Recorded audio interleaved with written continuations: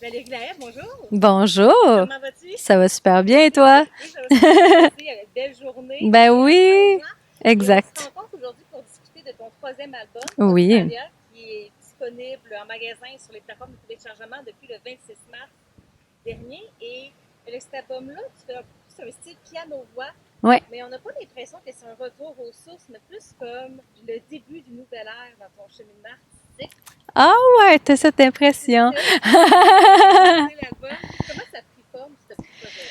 Ben en fait, t'as raison de dire que c'est pas une nouvelle ère parce que bon, c'est très, ça me ressemble beaucoup. C'est très piano-voix. Le piano-voix, c'est ma manière de m'exprimer depuis toujours. Donc, je pense que la seule chose, c'est que plus j'avance dans le temps, plus j'enlève des couches. J'ai l'impression que c'est plus ça. Puis, je pense que il y a beaucoup de gens qui se reconnaissent dans une démarche comme ça aussi. Puis, avec la pandémie en plus, tu sais, je pense qu'on élimine le superflu, on revient à l'essentiel. C'est un album qui parle de retour à soi, qui parle de l'importance de c'est ça de créer tout court, tu sais, que ce soit sur n'importe quelle forme. Fait que c'est vraiment dans cette optique-là que j'ai créé l'album.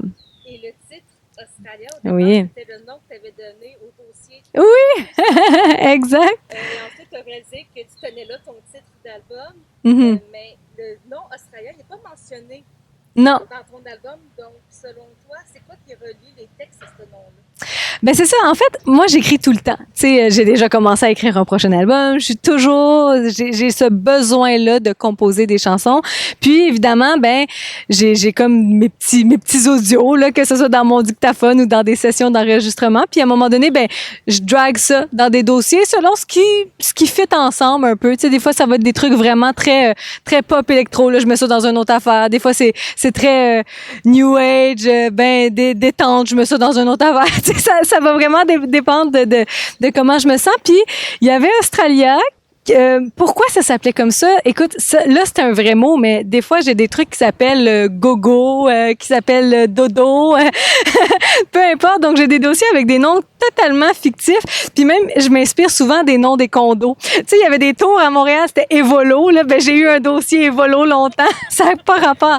Il y a vraiment, ça a vraiment pas rapport. Mais là, c'était Australia. Australia pour l'évasion, Australia parce que c'est l'autre bout de la planète. Il y avait quelque chose là-dedans. Puis, à un moment donné, ben, on me pressait parce que bon, on a eu des délais de production très courts. Puis, on me disait, OK, Val, ça nous prend un titre. J'étais comme, ben, Australia, tu sais. Puis je trouve que ça sonne bien. Puis je trouve que quand je le dis, les images qui me viennent sont belles. J'ai eu une correspondance aussi avec un ami australien que j'ai rencontré dans l'Ouest canadien, que j'entretiens. D'ailleurs, quand je lui ai envoyé la pochette d'album, il dit, ah, tu viens en Australie? J'étais comme, non. Donc, il y a quelque chose de beau là-dedans. Il y avait quelque chose qui m'habitait. Puis c'est pour ça que l'album s'appelle comme ça. Mais effectivement, il n'y a pas de chanson qui s'appelle Australia.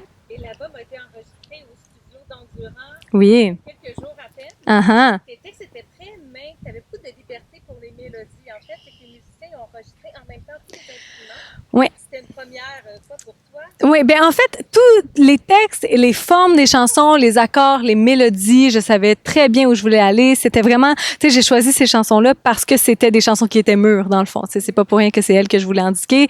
Je savais exactement où je voulais aller. Là où on est allé dans une totale liberté, c'est vraiment au niveau des arrangements. J'avais déjà des sons, j'avais déjà joué dans le studio des trucs électro, tout ça qu'on a droppé à Robbie qui était au drum, mais lui il a une créativité incroyable. Puis sur chacun de ces pads de drum, il y a des sons qui pouvaient sortir de là, qui étaient des sons que j'avais déjà utilisés. Avec JF, après ça, on allait retravailler tout ça. Donc, il y avait déjà, tu sais, le gros était comme existant à l'intérieur. Il suffisait de le matérialiser maintenant.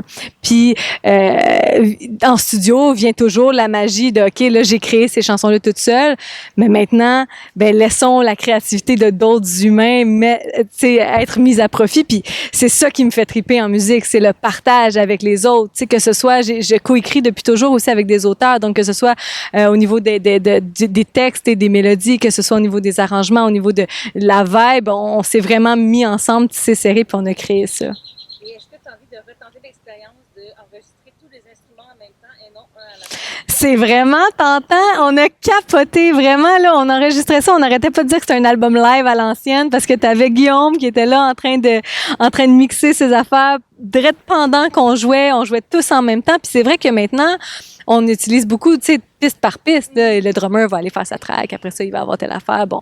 Puis dépendamment, il y a plein de façons de faire. Il y a plein d'ordres des choses. Mais de ça, tout en même temps, j'ai vraiment aimé ça. C'est sûr que c'était tellement facile. Ça donne envie de recommencer.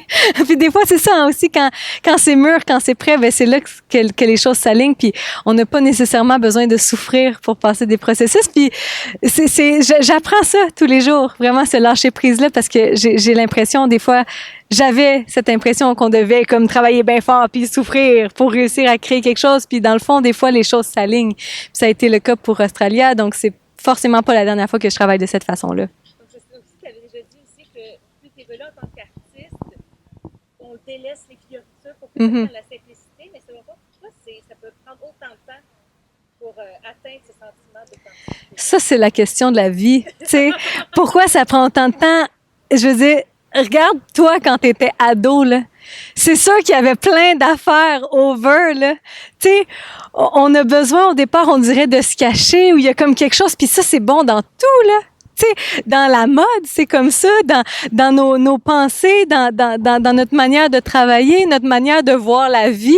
On dirait que, tu sais, ils disent, hein, la sagesse, c'est en vieillissant. Donc, cette sagesse, dans cette sagesse, il y a une part de lâcher prise, de laisser aller. Puis, je pense que c'est ça, c'est comme, moi, ça a été dans mon processus créatif parce que le processus créatif est au centre de ma vie. Mais je pense que tout le monde le vit. Ça peut être de manière familiale, ça peut être sous n'importe quel angle. Et dans l'album, en fait, l'album est rempli de magnifiques interludes musicaux. Mm-hmm. Et comment vous avez travaillé en studio pour que ça soit toujours en harmonie avec les textes?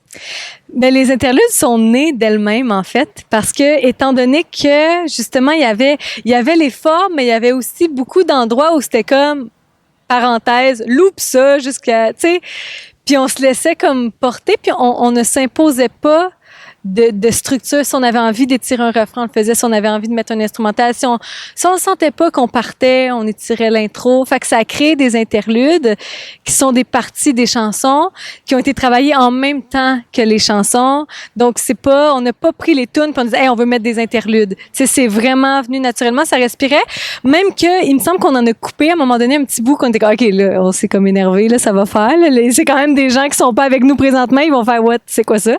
Fait que, tu sais, on a coupé certaines affaires, mais des fois, on était comme, ça marche, on garde ça, tu sais, puis on essayait de pas pousser le truc trop loin, puis on est dans une période où on a besoin de respirer aussi, fait que je pense qu'on l'avait cette chance puis ce timing de se dire, hey, comme, les gens vont respirer avec nous là-dedans. C'est vraiment une atmosphère de douceur. Oui, puis tu sais, je pense à la pièce Fleur de mai, c'est long, là, avant que ça parte, là. Il y a comme des tout, puis là, tu sais, on se regarde, OK, là, faudrait que je chante. Tu sais, il y a comme quelque chose là-dedans. Puis, tu sais, il y a des gens qui me disent, ah, tu fais des solos. C'est comme, c'est pas des solos. Je fais juste comme jouer du piano, la vibration, le studio d'Endurant, qui est un super studio aussi, là. Tu sais, au niveau de l'atmosphère qui s'en dégage, il y a des bonnes vibrations. Donc, c'est vraiment ça. Puis, avec cet album-là aussi, on découvre d'autres facettes de ta voix que tu n'as pas nécessairement beaucoup explorées avant. Mm-hmm. Il y a moins d'envolées vocales, mais Mm-hmm. de murmures, des rallements, Ouais. de contenu.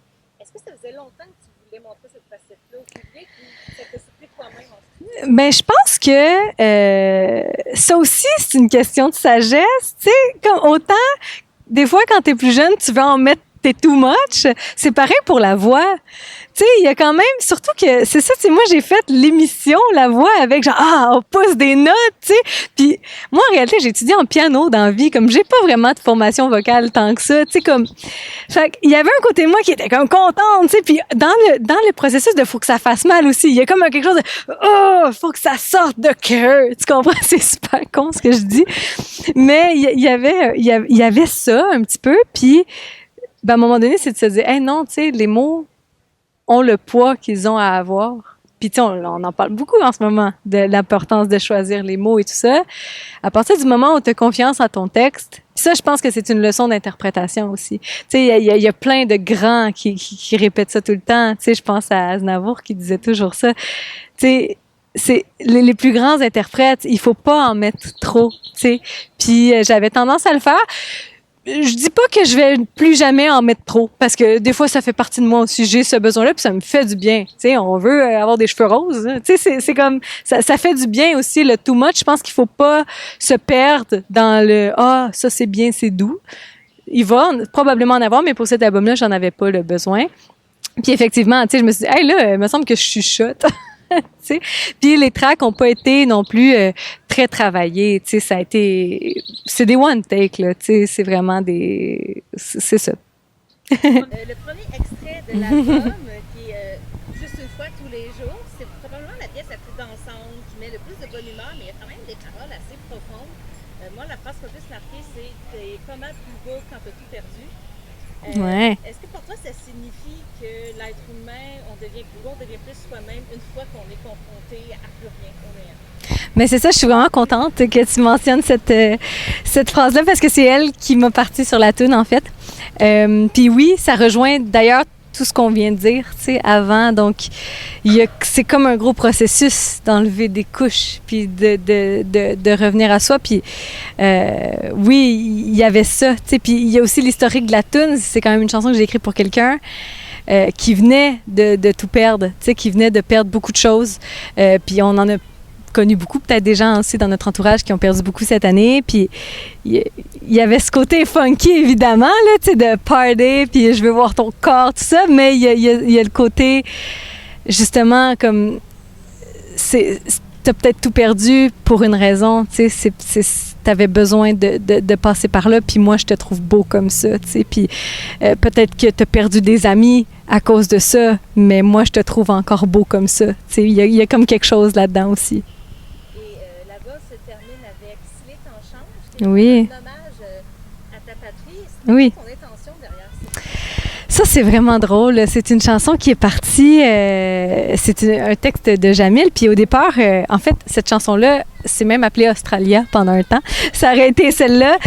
C'était une chanson juste au piano, qui avait pas de texte. Il y avait des petits thèmes. Puis à un moment donné, naturellement, je racontais une anecdote à Jamil avec qui j'ai écrit la majorité de l'album. Puis tu sais, je parlais d'un homme qui était décédé, en tout cas dans mon village, puis que j'étais comme, hey, tu sais, c'est quand même quelque chose, j'ai comme pleuré, tu sais, vraiment à ses funérailles, puis je me rappelle, en tout cas, c'est comme un peu intense comme histoire, là, je vais la raconter.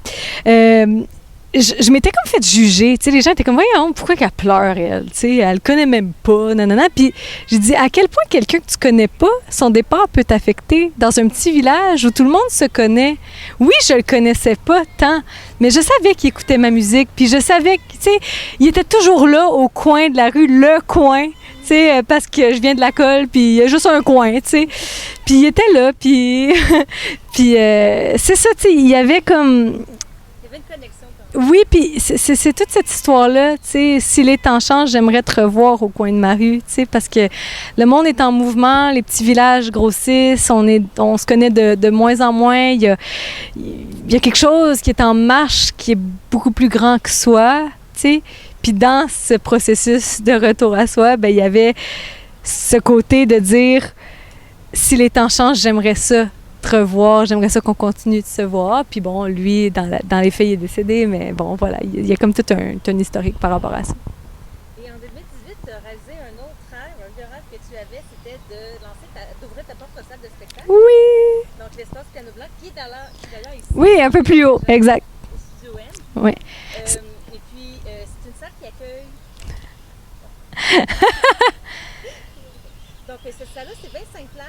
Oui. Seulement, il t'avait dit que pour toi, les petites salles, c'est l'avenir et ça peut pas être plus vrai que maintenant. Mm-hmm. C'est quoi tes projets pour la suite?